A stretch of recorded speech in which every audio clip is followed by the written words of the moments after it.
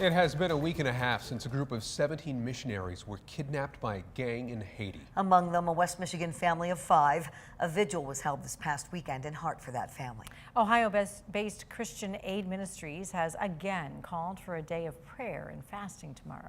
17 missionaries still being held hostage for ransom. Western countries like the United States traditionally do not pay for the release of citizens, but legal experts are saying in this case, it's different. 13 on your side's Morgan Trout joins us from the Information Center to verify. Morgan. Val, the saying, "We don't negotiate with terrorists," went from a catchphrase to legitimate policy in the 20th century. But is it true the United States still follows it? Let's verify. Our question comes from 13 on your side viewer Connie. She asked, "I've heard the United States does not pay ransom to release hostages. Is that true?" Our sources for this story are a federal law from the 80s and Director of Homeland Law at Western Michigan University, Michael McDaniel. He previously served at the Pentagon as the Deputy Assistant Secretary for Homeland Defense Strategy, Prevention, and Mission Assurance. Does the U.S. government pay ransom for hostages?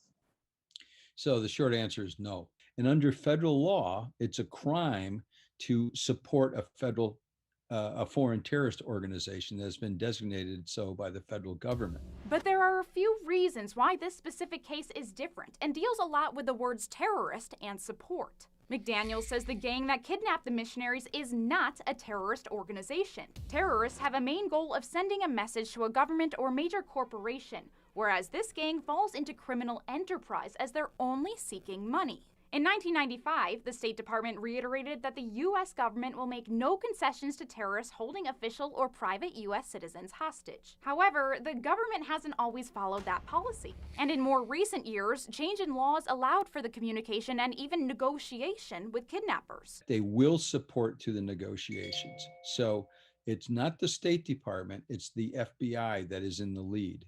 The State Department can't fund kidnappers' endeavors by paying ransom, but law enforcement can communicate with them. Due to a change in the kidnapping statute, the FBI has been behind the scenes in these type of cases for decades. So if there's more flexibility within the law, why not just pay the ransom? That's one of the things that they're looking for. Holding the great Satan at their arm's length gives them greater credibility and assists with recruiting. We can verify that yes, the United States typically does not pay ransom to release hostages. However, there are ways for certain branches of the government to communicate and even negotiate with kidnappers. McDaniel says the Haiti hostage victims are in a better position to be rescued than if they were being held by a terrorist organization. This group just wants a financial transaction, not to push a political agenda.